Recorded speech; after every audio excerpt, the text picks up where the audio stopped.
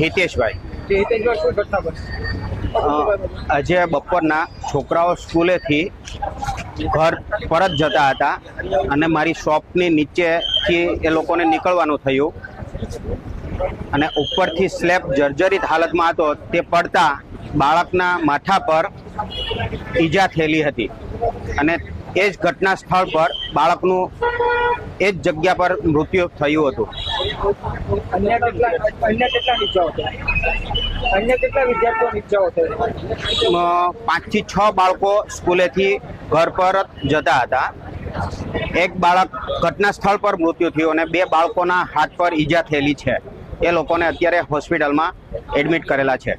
Kosamba police સ્ટેશનની વિસ્તારની અંદર તરસાડી ગામ છે. ત્યાં શાળાએથી છૂટેલા બાળકો પોતાના નિવાસસ્થાન તરફ જઈ રહ્યા હતા. એ વખતે એક મોતાલા કોમ્પ્લેક્સ છે જે મેઇન બજારમાં આવેલું છે, ત્યાં 3જા માળેથી ગેલેરીનો અમુક પોર્શન નીચે પડેલો અને એ નીચે પડવાના કારણે અમુક પોપડા નીચે પડવાના કારણે એક બાળક છે દર્શીલ મિસ્ત્રી, ઉંમર વર્ષ 14, એ બાળકનું મૃત્યુ થયું છે અને 2 બાળકો જેમાં એક છોકરી અને એક છોકરો છે એમની બંનેને ઈજા થઈ છે.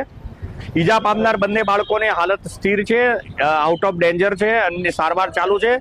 મૃત્યુ થયેલા બાળકના બાબતે પોલીસ તરફથી યોગ્ય કાર્યવાહી કરવામાં આવી રહી છે. બાળકનું પોસ્ટમોર્ટમ કરવામાં આવશે અને જે કાંઈ આગળની કાયદેસરની કાર્યવાહી છે એ કોસંબા પોલીસ સ્ટેશન દ્વારા કરવામાં આવી રહી છે.